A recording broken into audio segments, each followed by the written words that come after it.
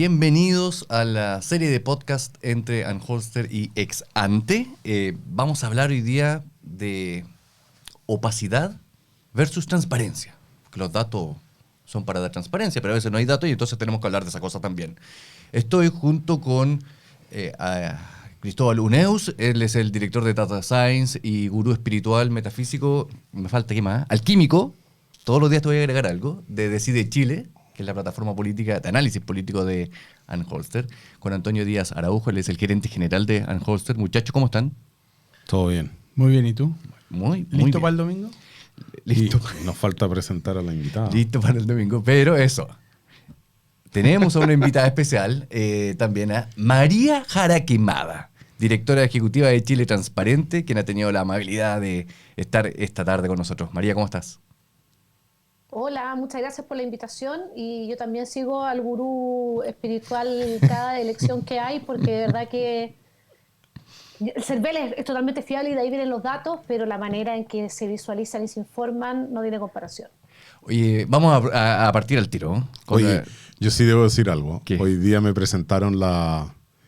y la gracia de tener un equipo en que uno confía es que yo diría que hace 5 años atrás habría estado viendo las maquetas de Decide Chile un mes antes de las elecciones y hoy día me presentaron no las maquetas, sino que la plataforma funcionando.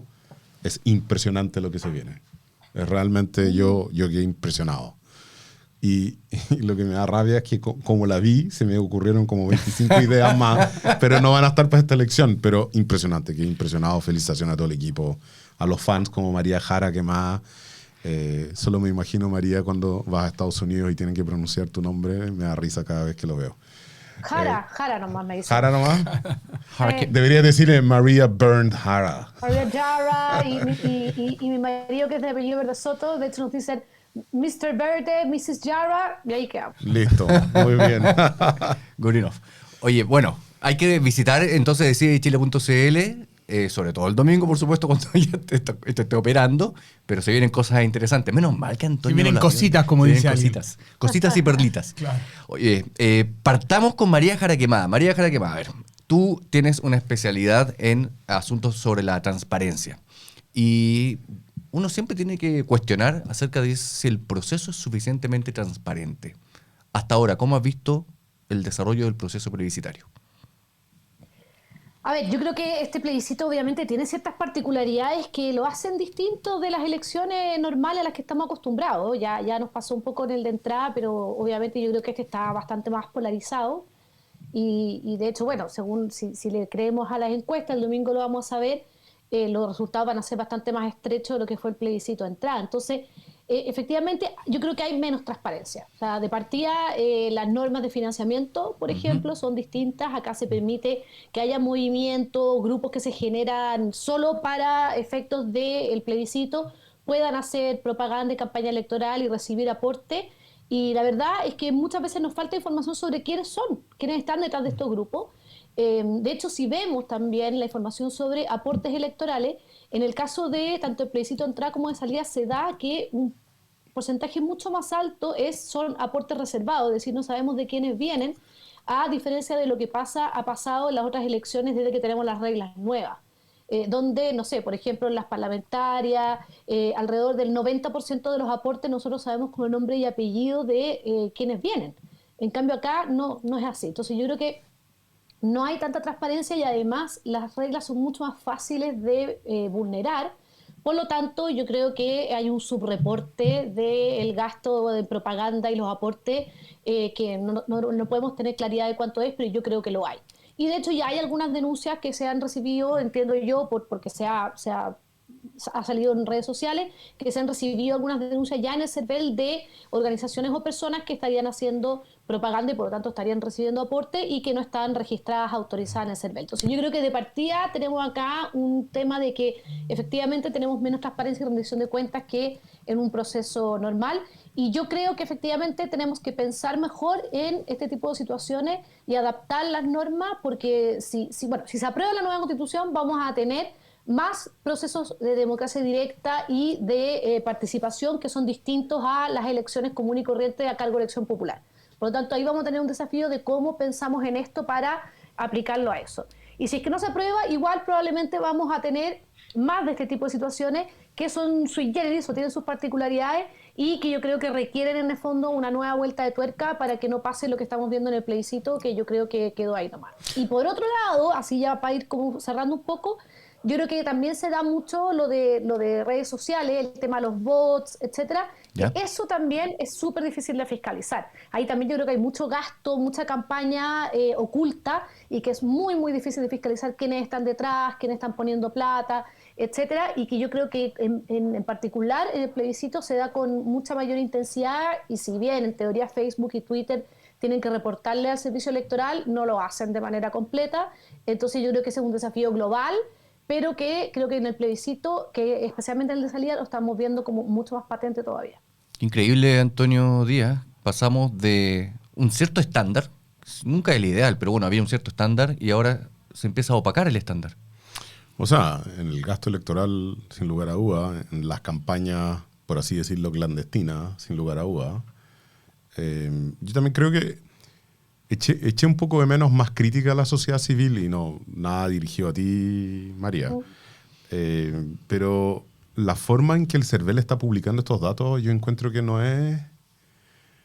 va de la mano con la transparencia. Por ejemplo, el tema de la publicación de cuántas consultas se han hecho. Esas consultas podrían ser claramente bots, o sea, no tienen por qué ser humanos, pero de verdad el CERVEL debería plantear una forma abierta en que uno pudiera también verificar. No estoy pidiendo saber qué RUT se consultaron ni nada por el estilo, pero si se está creando una expectativa respecto a la cantidad de personas que van a ir a votar y estamos dando esa cifra como el número, a mí me asusto. O sea, a mí como que siento que se puede poner la reputación de uno de los pocos órganos del Estado que ha estado exento, porque las elecciones han sido impecables, y en eso quiero ser explícito, impecable, pero se les pone en tela de juicio con métricas que yo creo que no son su quehacer diario. A mí me ha dado un poco pudor la métrica que ha publicado el CERVEL de los 14 millones, porque conozco tanto los bots que me da miedo. Cristóbal Uneus, ¿qué sabemos entonces hasta ahora?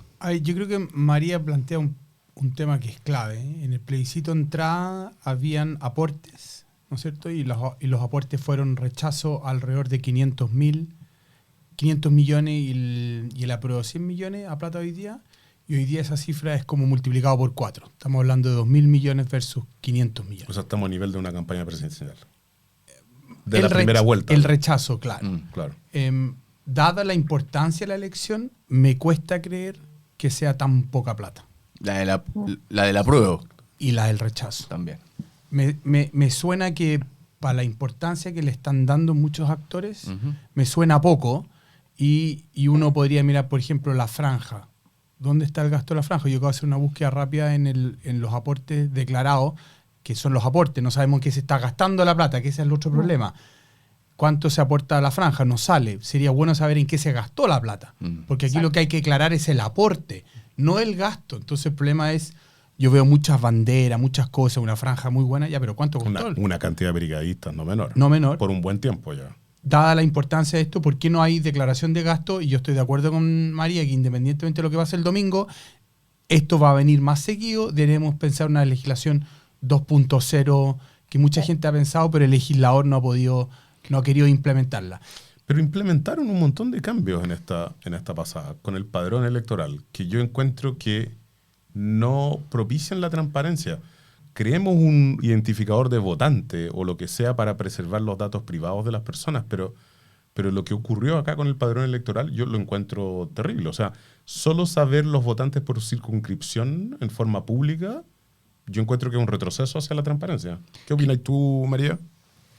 Perdón, la hice de Eduardo Olivares. No, ahora, iba a decir lo mismo, iba a decir María Jara Quemada. Es que 5 días seguidos con Eduardo ya me están haciendo... Yo soy también crítica del CERVEL respecto de varias cosas, menos de organizar las elecciones. Yo creo que lo hacen espectacular, de verdad. Nuestro sistema funciona impecable y hay mucha confianza también sobre los resultados. Y por eso también fuimos muy críticos respecto de ciertas acusaciones que levantaron algunas personas, como Gonzalo Lacarrera, por ejemplo, respecto del posible fraude. Pero yo creo que efectivamente en muchos otros temas el CERVEL está al debe. O sea, el mismo hecho de que, por ejemplo, Decide Chile tiene una manera de visualizar y de procesar la información que es del propio CERVEL de una manera mucho más amigable. Y lo mismo, por ejemplo, lo hacen con aportes, con participación electoral. De hecho, nosotros presentamos gráficos de los aportes, que es algo muy sencillo de hacer, o sea, lo puede hacer una persona que estudió Derecho como yo, que tiene 0 habilidades de diseño y gráfica, y lo puedo hacer. Y el CERVEL, en el fondo, como que no se da esa molestia de procesar la información de una manera más sencilla para que la gente pueda como entenderla, verla, etcétera. Ahí, por ejemplo, no sé, yo creo que le queda mucho aprender de sus pares, como por ejemplo en Estados Unidos, que tampoco yo creo que es rocket science lo que hacen, pero donde efectivamente tienen mapas georreferenciados de dónde vienen los aportes, dónde están los mayores aportantes, etcétera. O sea, se puede ver también con ese tipo de dinámica. Entonces, pero en Estados Unidos ni siquiera trata el CERVEL equivalente por estado en Estados Unidos de competir en visualización. O sea, distribuyen los datos. Eso es lo único que hacen. pero ellos también visualizan. Pero, La Federal Electoral Commission, si tú te metes, ellos visualizan en la parte de aportes electorales. eso sí, Al eso menos, sí. ellos, por ejemplo, georreferencian. Acá el CERVEL solo publica un Excel, que Sí, para mí claro. es como el No, pero- mi, o sea, mínimo Pero pongamos un asterisco Por en el... por suerte no es PDF. Oye, pero María, pongamos un El asterisco. padrón en PDF. el padrón sí. Y después hay que transformarlo y todo. Pero en el La caso de lista Estados Unidos... candidatura también es en PDF. En hasta PDF, hace poco. sí. En el Eso caso, es peor. En el caso de Estados Unidos, es otra la cultura también que hay de los mismos partidos, de los grupos que se forman para recolectar dinero. Es decir, allá no temen andar diciendo que están donando, sino muy por el contrario. No, o sea, tú dices que eres un Lo demócrata difunden. registrado, un republicano pero- registrado. Pero lo difunden y es parte Claro, casi de las absolutamente, herramientas el de orgullo. campaña. Pero yo creo que una de las cosas que hemos reflexionado y hemos conversado aquí en otras ocasiones, que yo creo que es algo que me preocupa, que por un lado está bien, hay una sociedad civil más organizada que se organizó, se vio algo en el plebiscito de entrada, explotó en la elección convencionales con todas las listas independientes y después explotó nuevamente con las iniciativas populares, toda esta gente que juntó firmas para ir a presentar iniciativas. Buen punto. El plebiscito salía potencioso en términos de que ahora estas organizaciones juntaron plata y promovieron causas. Y no tenemos ningún control, como Esos dice son María. como los CPAC. Los CIPAC. Como los CIPAC de Estados Unidos. No hay ningún control de quién los compone Mm. y en qué gastan la plata. Y yo creo que eso para la democracia es malo. Ya, pero... Ahora y para lo que viene para adelante. Y no hay cómo saberlo porque no es una entidad jurídica, nada de eso. No sé cómo es la presentación de los requerimientos ante el de hecho, CERVEL. tú ni siquiera, no, tú no tienes que tener personalidad jurídica para esto. Hay un artículo súper bueno. Amarillo por Chile que además usaron que eso también, usaron como una especie como de resquicio legal, como el multiroot, y se inscribieron en el fondo en casi todas las regiones y por lo tanto podían gastar mucho más que si se hubieran inscrito Así es. como Claro, porque Amarillo por el Chile. máximo era por región, Ah. no a nivel Exacto. nacional. Pero- Y el tema es que no sabemos quién pone la música, por así decirlo. Y no solo eso, sino que además yo encuentro que hubo una muy mala fiscalización respecto al CERVEL, que yo creo que a veces como que se agobia con estos temas, respecto a lo que pasó antes. O sea, nosotros vimos como ya habían campañas antes del plazo de propaganda electoral con video. O sea, yo vi un par de videos, estoy poniendo caso Amarillos por Chile, pero también habían otro, también hubo uno de la Apruebo por Chile, etcétera. Que en el fondo requerían una mínima producción. O sea, ahí no era la abogada buena onda como yo tratando de hacer el video. ¿Y eso quién lo financió? Entonces, y yo creo que es un tema que ya nos hizo tanto daño como país, que logramos avanzar al 2016, que es ayer, antes de ayer, llegamos a avanzar a que hubiera un acuerdo unánime en el Congreso, donde todos votaron de manera unánime por prohibir el financiamiento de las personas jurídicas, porque vimos el daño que le hacía a la democracia, y ahora yo creo que todo eso como que un poco ha quedado en entredicho y nos hemos hecho un poco los locos por esta excepcionalidad. Entonces yo creo que después de que pase esto, que ya hay demasiada locura dando vuelta, entonces ya fue, y no es lo más grave de todo lo que ha ocurrido, pero después de que pase esto, yo creo que tenemos que volver a analizar de cómo vamos a lograr, como dice Cristóbal, a que no tengamos como estos movimientos que generalmente dicen además, se armó como esa cosa de que los independientes y la blancura, los no partidos, los no partidistas tienen esa blancura, pero no necesariamente es así y no sabemos qué intereses están promoviendo, quiénes están detrás, quiénes son, y yo creo que es súper importante, si vamos a queremos participación ciudadana y ciudadanía organizada, que avancemos a que esa transparencia, de algún modo, no igual que los partidos políticos, obviamente, porque no son lo mismo y no pueden tener el mismo rol, se llegue también en el fondo a esta actividad.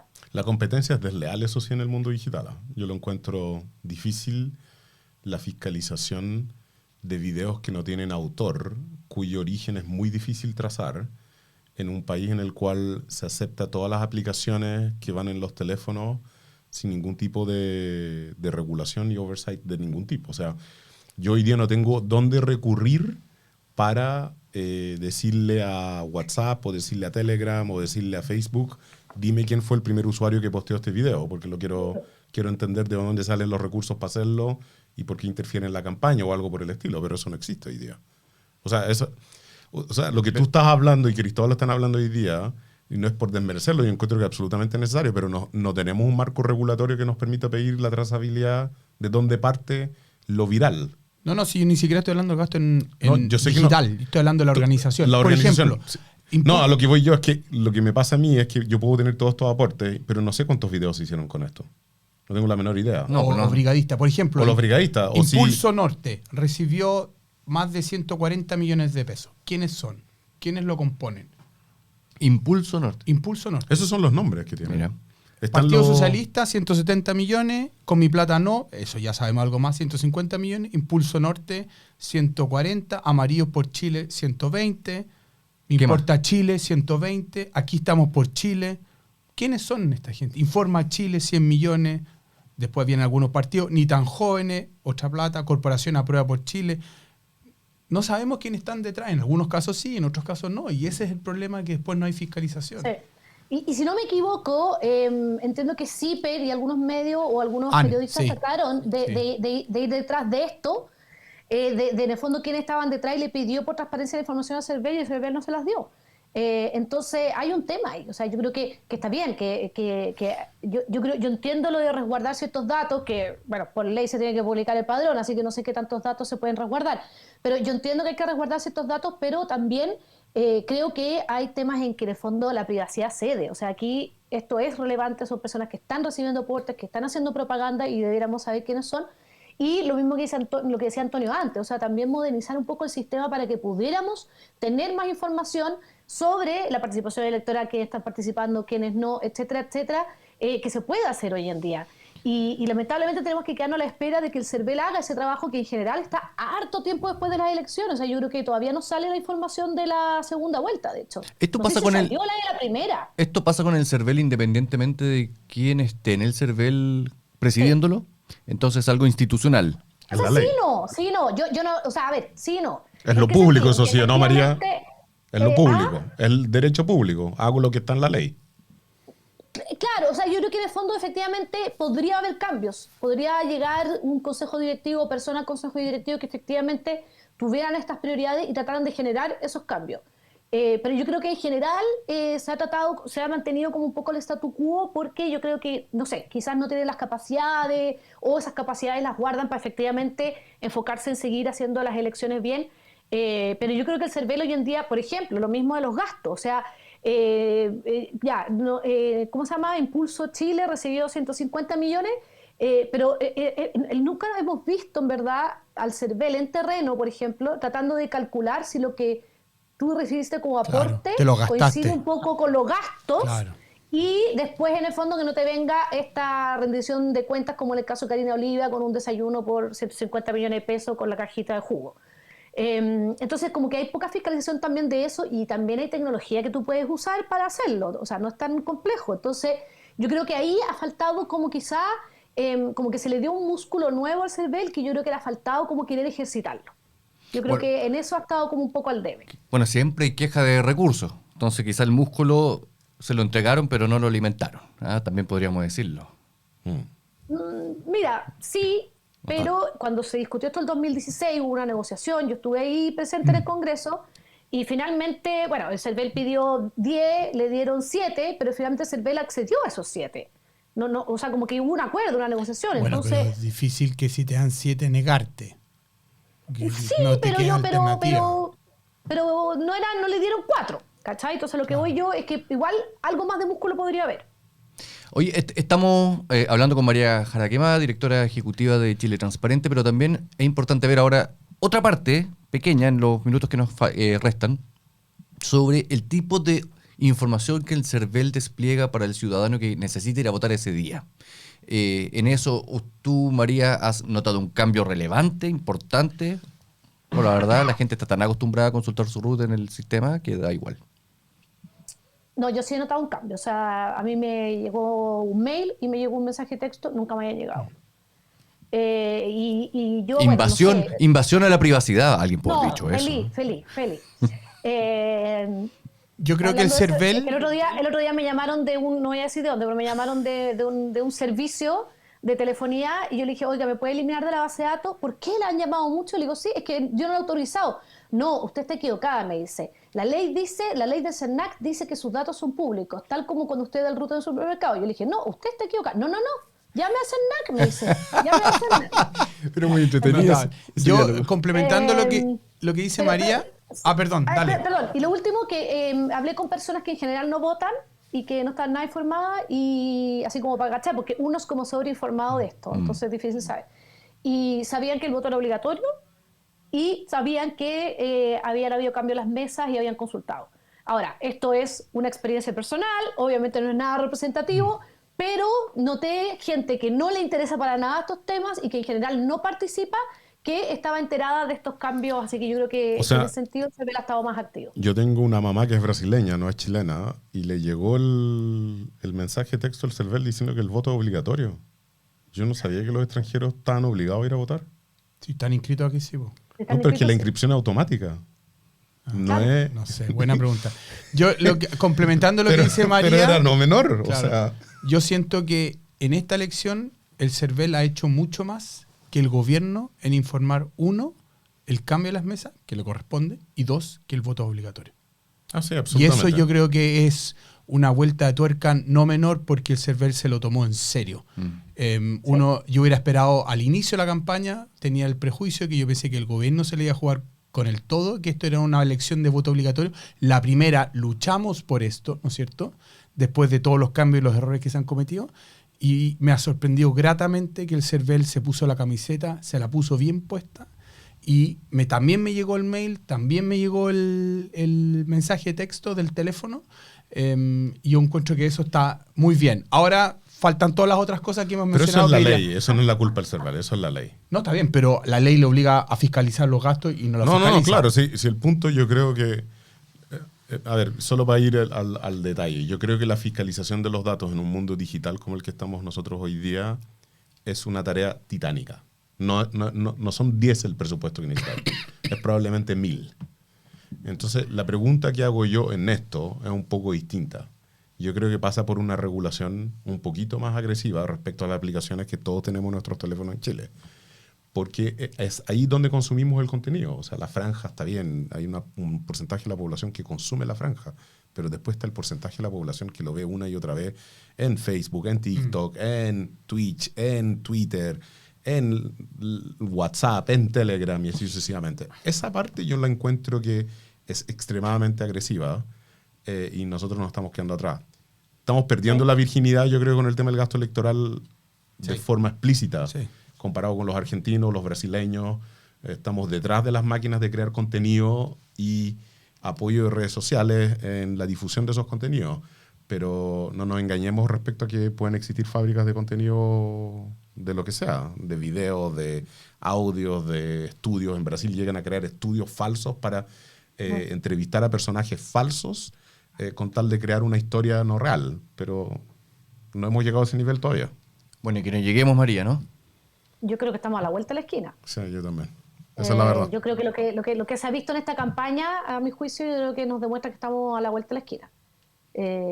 O sea, a mí me ha impresionado, en verdad, la cantidad de falsedades, de mentiras y de tergiversación de la información conscientemente, que yo creo que ha sido bien llamativo y creo que por eso nos falta poco para llegar a eso, porque, o sea, ya es que bueno, esto es un manual, pues esto lo sabemos, lo hemos visto en otros lados. Si tiraste la bomba y después decís perdón, fue sin querer, no sabía, da lo mismo, ya perdiste el control de quién maneja esa información y circula de una manera impresionante. Entonces, yo creo, María, en esto, perdona que monopolice tanto la conversación y no es mi interés, pero yo creo que se minimizó en forma muy notable en la convención el impacto que tenía lo que se discutía en la convención en el público.